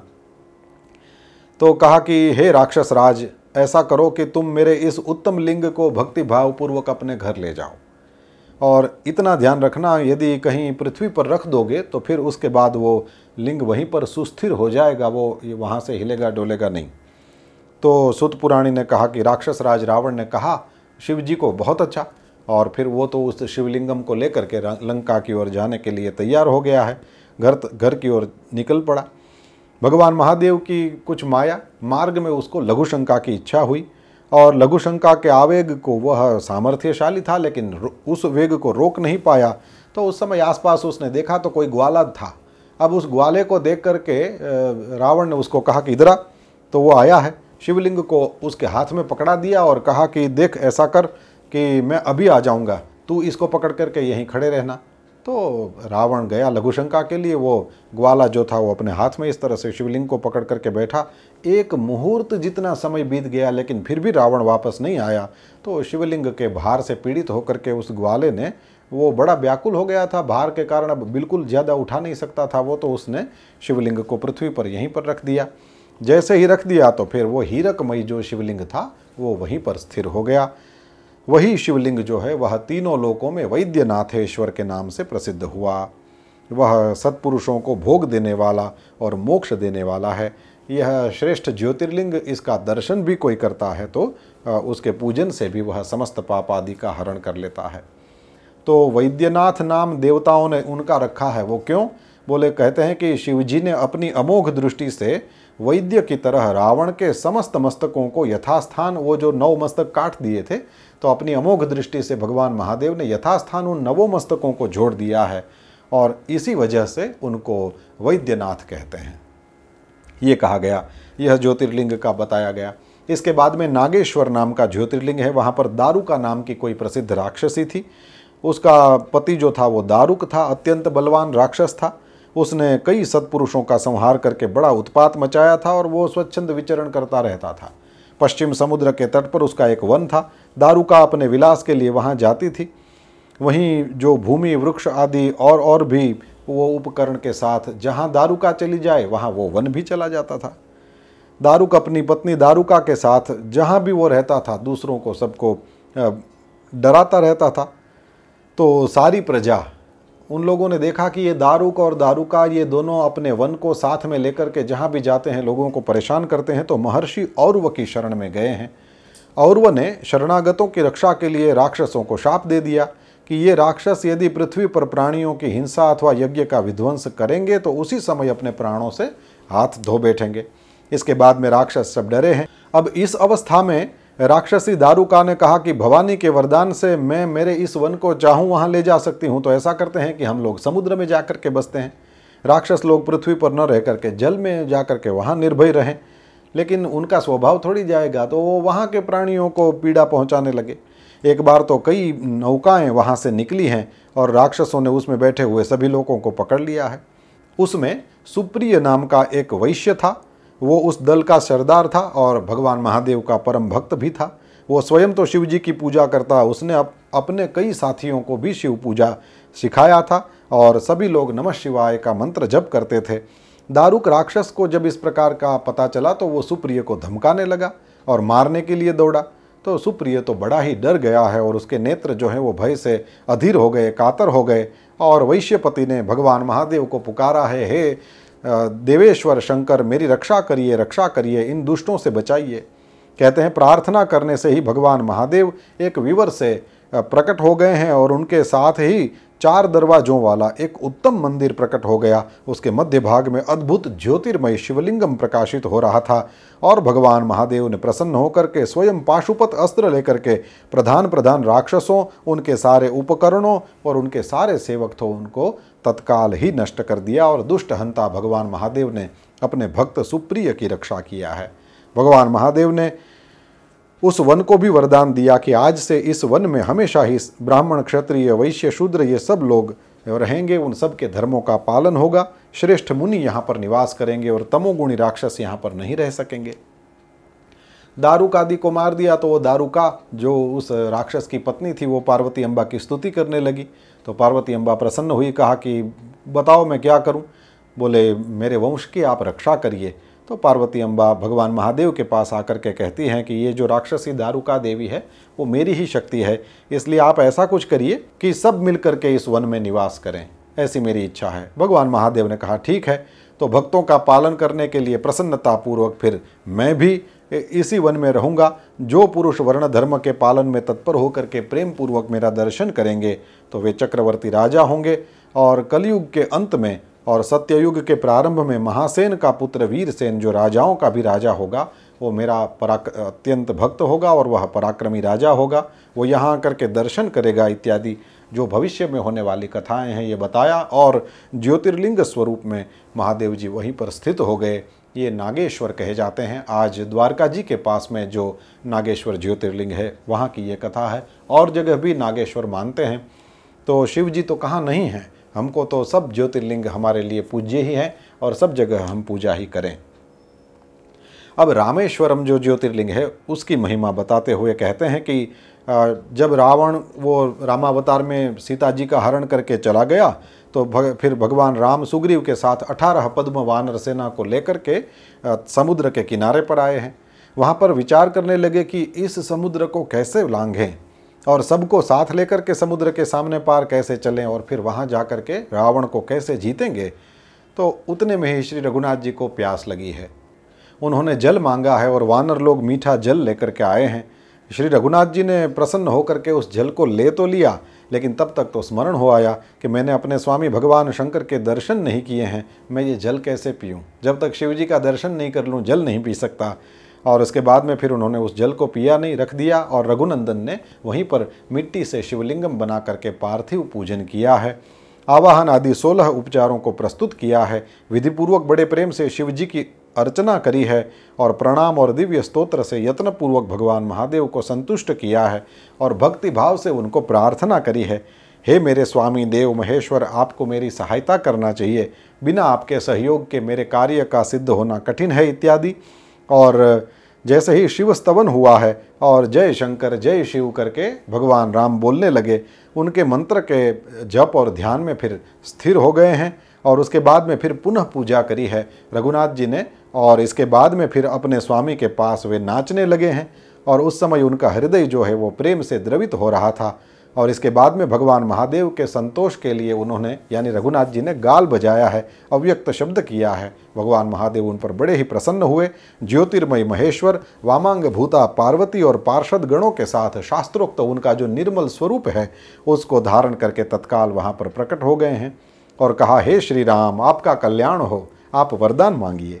उस समय श्री रघुनाथ जी ने उनकी पूजा करी है, प्रणाम किया है और अपने विजय के लिए, जो रावण के साथ युद्ध होने वाला है उसमें अपने विजय के लिए उन्होंने प्रार्थना करी है। तब महेश्वर ने कहा, हे महाराज, आपकी जय हो। विजय सूचक वरदान दिया है और युद्ध की आज्ञा प्राप्त करके श्री रघुनाथ जी ने नतमस्तक होकर के हाथ जोड़ करके उनकी फिर से प्रार्थना करी और श्री रघुनाथ जी ने ये कहा कि यदि आप संतुष्ट हैं तो दूसरों की भलाई करने के लिए आप यहाँ पर निवास करिए हमेशा के लिए। तो सूत जी कहते हैं कि श्री रघुनाथ जी ने कहा तो फिर शिव जी क्यों न करेंगे। तो शिव जी वहाँ पर ज्योतिर्लिंग रूप में स्थित हो गए हैं। तीनों लोकों में रामेश्वर नाम से उनकी प्रसिद्धि हुई है। बहुत सुंदर ये शब्द है रामेश्वर। इसके कई अर्थ होते हैं। राम और ईश्वर, ईश्वर का अर्थ शिव करिए, तो राम और ईश्वर दोनों वहाँ थे तो हरिहर हो गए। और राम के ईश्वर शिव जी यहाँ पर विराजमान हैं, ये भी अर्थ करिए। या फिर शिव जी अपना जो जिनको देख करके खेलने लगते हैं, आनंद में आ जाते हैं, तो वो रमना यानी उसमें आनंद में आ जाना, तो शिव जी जिनको देख करके आनंदित हो जाते हैं, ये भी रामेश्वर है। तो कई प्रकार से इसका अर्थ किया जा सकता है। और यही तो स्वाभाविक रूप से रघुनाथ जी और शिव जी की लीला का आनंद है कि वे इस तरह का कुछ खोजते हैं कि ये दोनों ही एक दूसरे के, मैं ये बात इसलिए कहने चला कि दोनों ही एक दूसरे के सेवक हैं, दोनों ही एक दूसरे के, गोस्वामी तुलसीदास जी के कथन अनुसार स्वामी भी हैं और दोनों ही एक दूसरे के सखा भी हैं। तो रामेश्वर, शिव जी को पूछेंगे तो कहेंगे राम जी मेरे ईश्वर हैं, तो राम जी हैं ईश्वर जिनके, तो ये रामेश्वर हो गए। तो शिव जी की ओर से ये शिव जी का पक्ष है कि राम जी मेरे ईश्वर हैं। राम जी को पूछिए तो ये कहेंगे कि राम के जो ईश्वर हैं वो सामने खड़े हैं, तो शिव जी मेरे स्वामी हैं। तो दोनों एक दूसरे के सेवक हैं, स्वामी हैं और सखा भी तो हैं। तो रामेश्वरम नाम का यह दिव्य ज्योतिर्लिंग प्रसिद्ध यहाँ पर प्राप्त करता है। उनके प्रभाव से ही अपार समुद्र को अनायास ही पार करके श्री राम ने रावण आदि राक्षसों का शीघ्र संहार किया था, अपनी प्रिया सीता जी को प्राप्त किया था। ये रामेश्वरम जो ज्योतिर्लिंग के रूप में विराजमान शिव जी हैं, वे हमेशा ही भोग और मोक्ष देने वाले हैं, भक्तों की इच्छा को पूर्ण करने वाले हैं। जो दिव्य गंगाजल से रामेश्वरम शिव को भक्तिपूर्वक स्नान कराता है वह जीवन मुक्त ही है। इस संसार में देव दुर्लभ समस्त भोगों का उपभोग करके वह अंत में उत्तम ज्ञान प्राप्त करके निश्चय ही कैवल्य मोक्ष की प्राप्ति करता है। इस प्रकार रघुनाथ जी के द्वारा स्थापित रामेश्वरम ज्योतिर्लिंग की महिमा सुनाया गया। और अब घुष्मा की शिव भक्ति की चर्चा करके घुष्मेशम च शिवालय जो 12वां ज्योतिर्लिंग है उसकी कथा है। कहते हैं, हे मुनिवरों, ध्यान दे करके सुनो। दक्षिण दिशा में एक श्रेष्ठ पर्वत है, उसका नाम देवगिरी है। वहां पर भरद्वाज कुल में उत्पन्न सुधर्मा नाम का ब्रह्मवेत्ता ब्राह्मण रहता था और उनकी प्रिय पत्नी का नाम था सुदेहा। वैसे उनको सब था, लेकिन फिर भी उनको पुत्र नहीं था। और ब्राह्मण को तो कोई उससे दुख नहीं होता, लेकिन सुदेहा दुखी रहती थी। वो अपने पति को बार बार कहती रहती थी कि मुझे कुछ पुत्र प्राप्ति हो, ऐसा कुछ करिए। ब्राह्मण ने कुछ उपाय भी किए लेकिन वो सफल नहीं हुआ है। फिर तो ब्राह्मणी ने बड़ी दुखी होकर के आप बड़ी हठ करी है और वो कहने लगी कि मेरे ही कारण पुत्र नहीं हो रहा है और मेरी बहन है घुष्मा, उसके साथ आप विवाह करिए। ब्राह्मण को जबरदस्ती अपनी बहन के साथ भी उन्होंने ब्राह्मण का विवाह कराया। तो विवाह से पहले सुधर्मा नाम के जो भूदेव थे उन्होंने अपनी पत्नी सुदेहा को बार बार समझाया कि इस समय तो तू अपनी बहन को प्रेम कर रही है, लेकिन जब उसको कभी पुत्र होगा तो फिर उसके साथ तू ही स्पर्धा करने लगेगी। तो उसने वचन दिया कि मैं अपनी बहन के साथ कभी भी वो ईर्ष्या या डाह करूंगी नहीं।